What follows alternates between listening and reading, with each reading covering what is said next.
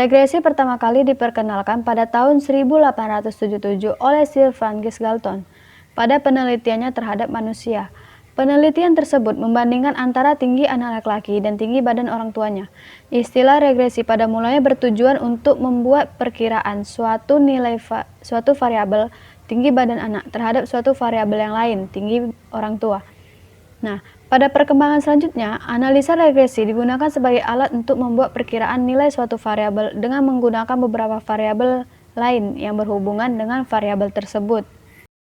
Nah, di sini ada bentuk umum persamaan regresi linier sederhana yang menunjukkan hubungan antara dua variabel, yaitu variabel X sebagai variabel bebas dan variabel Y sebagai variabel terikat dari suatu populasi adalah sebagai berikut. Y1 sama dengan beta 0 tambah beta 1 X1 tambah epsilon 1. Bentuk umum persamaan regresi linier berganda yang melibatkan lebih dari satu variabel bebas X1, X2 sampai dengan Xk yang mempengaruhi variabel terikat Y dari suatu populasi adalah sebagai berikut. Y1 sama dengan beta 0 tambah beta 1 Xi1 ditambah beta 2 Xi2 ditambah sampai beta K Xik tambah epsilon 1.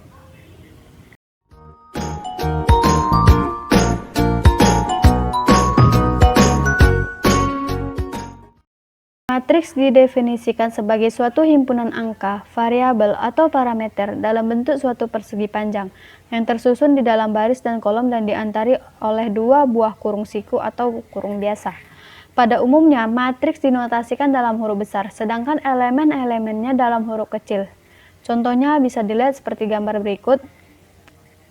Matriksnya itu matriks A, elemennya itu ada A11, A21, A31, A12, A22, A32, A13, A23, dan A33. Ini merupakan matriks ordo 3 kali 3. Nah, di situ ada contoh dia pakai kurung siku dan atau juga bisa kurung biasa.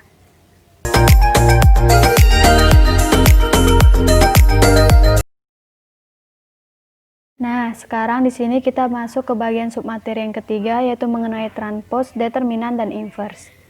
Transpose pada suatu matriks adalah merubah ordo suatu matriks dari M kali N menjadi N kali M.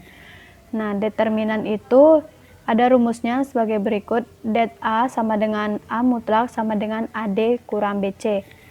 Nah, inverse itu rumusnya ada sebagai berikut yang telah diberikan pada gambar, yaitu A inverse sama dengan 1 per AD kurang BC dikali dengan D negatif B negatif C A.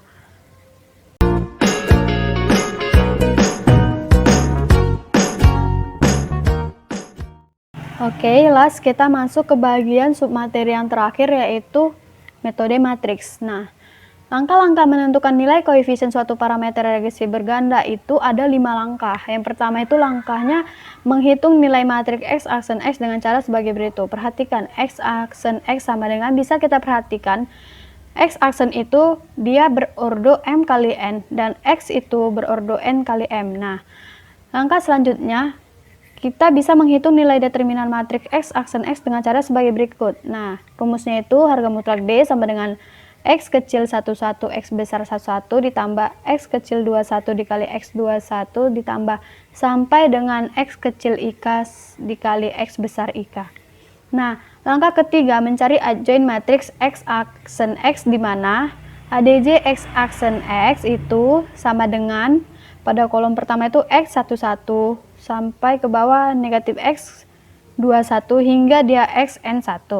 Nah, pada kolom kedua, di situ ada pertama itu baris pertama negatif X12, baris kedua X22 hingga sampai baris ke negatif XN2.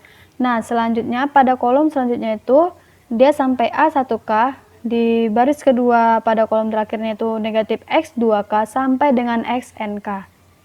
Nah, di sini ada langkah keempat, yaitu mencari inverse matriks X aksen X dengan cara sebagai berikut.